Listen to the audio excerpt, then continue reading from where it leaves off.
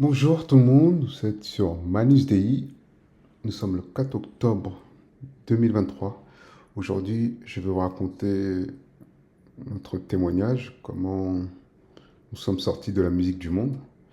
Une autre vidéo parlera de comment nous sommes sortis de la danse du monde. Et donc avant toute chose, je vais lire la Bible et mettre ce moment entre les mains du Seigneur. Seigneur, je te prie de conduire ce moment et que tout soit pour ta gloire, dans le nom puissant de Yeshua Hamashiach. Amen. Dans Luc 4, Lucas chapitre 4, il est dit, et Yehoshua, rempli du Saint-Esprit, revint du Yarden et il fut conduit par l'Esprit dans le désert, où il fut tenté par le diable pendant 40 jours. Il ne mangea rien durant ces jours-là, et après qu'ils furent écoulés, il eut faim. Et le diable lui dit, si tu es le fils d'Élohim, ordonne à ces pierres qu'elles deviennent du pain. Et Yoshua lui répondit en disant, il est écrit que l'être humain ne vivra pas seulement de pain, mais de toute parole d'Élohim. Et le diable l'ayant emmené sur une haute montagne lui montra en un instant tous les royaumes de la terre habités. Et le diable lui dit, je te donnerai toute cette autorité et leur gloire, car elle m'est livrée, et je la donne à qui je veux. Si donc tu te prosternes devant moi, elle sera toute à toi. Et Yahushua répondant lui dit, va-t'en en arrière de moi, Satan, car il est écrit, c'est devant le Seigneur ton Elohim que tu te prosterneras et tu le serviras lui seul. Et il le mena à Jérusalem, et le plaça au sommet du temple, et il lui dit, si tu es le fils d'Élohim, jette-toi d'ici en bas. Car il est écrit qu'il ordonnera à ses anges à ton sujet de te garder. Verset 11, ils te porteront sur leurs mains, de peur que tu ne heurtes du pied une pierre. Mais Yoshua répondant lui dit, il est dit, tu ne tenteras pas le Seigneur ton Elohim. Et ayant achevé toute tentation, le diable se retira de lui jusqu'au temps convenable. Amen. Donc dans ce passage, on voit que le diable propose à Yoshua homme toutes les richesses du monde et toute la gloire du monde. Donc je vais vous raconter mon témoignage. Quand on était plus jeune, on était des danseurs, on était aussi des rappeurs du monde. Il y avait un groupe, donc là je parlais plus du rap. Avant ça, donc on était dans un groupe de rap et de danse. Donc par rapport au groupe de rap, on était 3 chanteurs avec un manager et une équipe autour de nous, dont un DJ et plusieurs personnes avec nous. Et une 4e personne aussi qui était amenée des fois à chanter avec nous. Et, euh, et donc ce groupe-là, on avait fait un album, ça avait été un maxi de 5 titres. On était assez connus dans de notre côté, de notre région plutôt, département, pour être plus précis, dans notre département des Yvelines. On était assez connus. Et donc voilà, dans les années 97, je pense qu'on a commencé. Puis par la suite, on, on dansait également, et on vous racontera dans une autre vidéo comment on a arrêté. On a été amené à être des danseurs du monde. Et qu'est-ce qui se passe après, c'est que donc on fait notre album, notre maxi, on continue, on fait des concerts, etc. Et à un moment, on prépare en même temps, on rencontre le Seigneur, notamment à travers de la danse. Et donc après, on continue à faire notre vie, on retourne enfin, on fait notre rencontre avec le Seigneur. Après, enfin, on retourne pas vraiment dans le monde. On va dire qu'on a arrêté la danse on s'est converti, on a tout de suite arrêté la danse, mais on n'a pas forcément arrêté le rap, la musique mondaine. Donc au début, de mémoire, oui, c'est ça, au bout de la 2e année de conversion, quand on a commencé vraiment à s'intéresser aux choses du Seigneur, on s'est baptisé au bout de la 2e année. Et puis, on a continué. Donc, ensuite, dans cette église-là, on a intégré un groupe de rap dit chrétien. Je dis bien dit chrétien. Et avec du recul, voilà, je peux dire qu'il y avait des choses, on n'était pas assez mûrs pour ces choses-là. Et donc on continue en même temps le rap chrétien, on faisait le rap du monde. et on avait décidé de préparer un album avec notre groupe de rap mondain. Et on avait invité pas mal d'artistes connus dans le rap. Donc je ne vais pas forcément dire les noms, mais bon. En tout cas, c'était des artistes connus, moins connus pour la nouvelle génération aujourd'hui, mais très très connus à l'époque. Et on préparait les dimanches. Voilà, on était un peu, voilà, on était un peu dans le système religieux, dans le sens où le dimanche c'est le jour du Seigneur, mais nous on préférait aller à cette époque-là quand on a enregistré notre dernier album. Donc c'était au moins peut-être 6 ans après qu'on soit commencé à côtoyer cette église, peut-être 6 ans après. On prépare l'album et voilà, il se passe ce qui se passe. Puis un jour, je fais un songe. Et même avant ça, je fais un peu trop vite. Avant ça, même pour vous dire, euh, là, dans cette période-là où on était dans cette assemblée, le pasteur Daniel Craig, si je prononce bien son nom, il vient des États-Unis. Si pour ceux qui ont connu ça, il avait fait une vidéo qui s'appelait The Truth Behind the Hip-Hop, traduit en français par la face cachée du hip-hop. Donc, où il dénonçait plein de choses derrière la musique mondaine, tout ça. Et c'est vrai que ça avait beaucoup éveillé les consciences et ça avait beaucoup tourné ces vidéos. Et ce pasteur avait été invité dans l'église qu'on fréquentait. Et je me rappelle ce jour-là, moi j'avais déjà vu la vidéo, j'avais déjà vu la vidéo, donc je connaissais un peu. Et il avait prêché. Et c'est là que j'ai reçu ma délivrance de la musique du monde. Pour pas rentrer trop dans les détails, en toute honnêteté, il n'a pas imposé les mains sur moi, il a juste commencé à prêcher dans cette salle. Bon, c'était une grande salle, on était peut-être une centaine de jeunes. Et d'où, moi j'étais vraiment au fond de la salle, et d'où il a commencé à prier. J'ai été saisi et voilà, j'ai été délivré instantanément de la musique du monde. Et tout le repas, le McDo du midi, voilà, je vous fais pas de dessin où il est parti ce repas. Après, au moment de cette délivrance-là.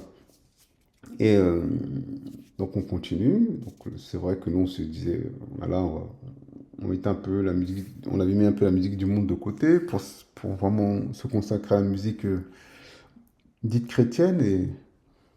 Et donc voilà, et c'est vrai que même une fois, non ça je vais raconter ça plus tard. Et du coup, on arrive, quand on est en train de finaliser ce dernier album, vraiment le dernier album qu'on a fait parmi ce groupe de rap-là. Quand on enregistre cet album-là, euh, je fais un songe où je me vois dans une salle de concert, dans le hall d'une salle de concert. Et quand on entre dans la salle de concert, généralement, en fait, quand on chante dans le milieu mondain, il peut y avoir plusieurs artistes. Exemple, il peut y avoir un artiste il y a un groupe qui fait du reggae, un autre groupe qui fait polka, enfin, différentes sortes de musique, et on se réunit tous avant le show du soir et on mange ensemble, un buffet, tout ça. Et là, c'était comme ça, il y avait un petit buffet, donc c'était en journée. Et donc les salles de concert, on ne peut pas rentrer à l'intérieur, mais on était dans le hall. Et je me dirige un moment vers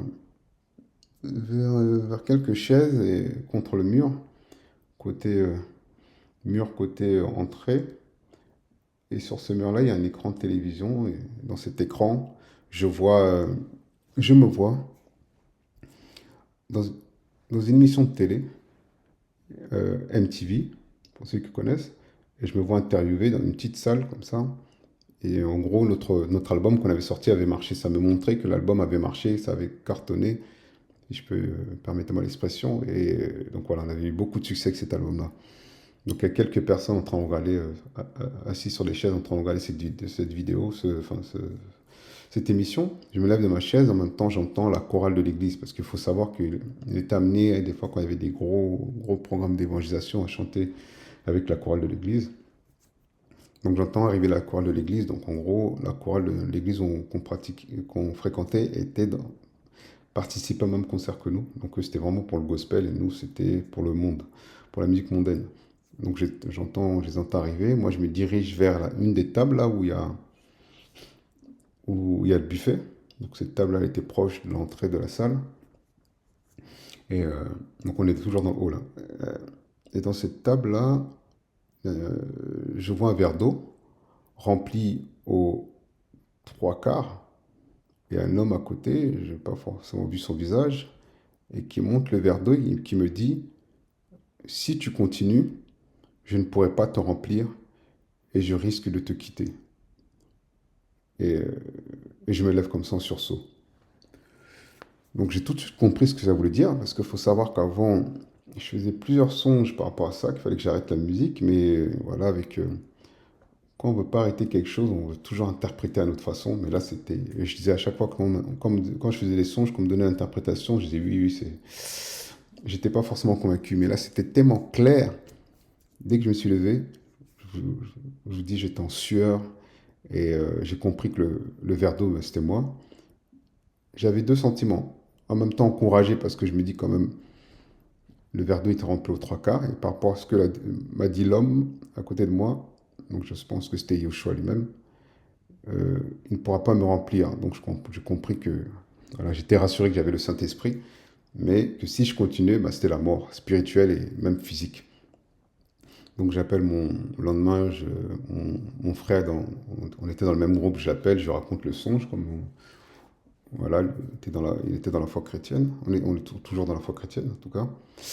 Et donc pour le troisième membre du groupe, le troisième rappeur, on s'est dit on va pas lui raconter. Bon, on était déjà convaincu qu'il fallait qu'on arrête le rap à cause de ce songe-là. C'était clair et net. Donc pour le troisième membre du groupe, on s'est dit, bon, ça va être compliqué, il n'est pas chrétien, comment lui expliquer ça? Donc on s'est dit, on va mettre ça en prière, je crois même qu'on a pris un temps de jeûne et prière. On s'est dit, on va pas forcément rentrer dans les détails, qu'on a fait un songe, tout ça, parce que ça sert à rien, ça va pas être édifiant pour lui, il va juste nous prendre pour des fous. Donc on est parti le voir chez lui, on lui a dit, voilà, nous on a envie de passer à chose, on va arrêter le groupe. Après ce temps de jeûne et prière, il a fait des grands yeux, il a ouvert des grands yeux, il a compris notre décision, il a dit, ok, pas de problème. Et nous, dans notre prière, on s'est dit, bah, tout ce qui avait été dit dans cette réunion qu'on aura avec notre ami, on s'arrête sur cette décision-là et on passe à autre chose. Et lui nous a proposé, bah oui, ok, bah, je garde toutes les chansons qu'on a déjà enregistrées pour cet album et on s'arrête là. On a dit, pas de problème, fais tout ce que tu veux avec les chants. Et je crois même qu'on lui a dit, même garde les royalties, les droits d'auteur. Bon, je suis plus sûr, mais je crois qu'on lui a dit un truc comme ça. Et qu'est-ce qui se passe après? C'est que plus tard, quand on lui demande alors où c'en est pour ton album, donc il avait pris tous les chants, ajouté d'autres chants à lui pour faire un album solo.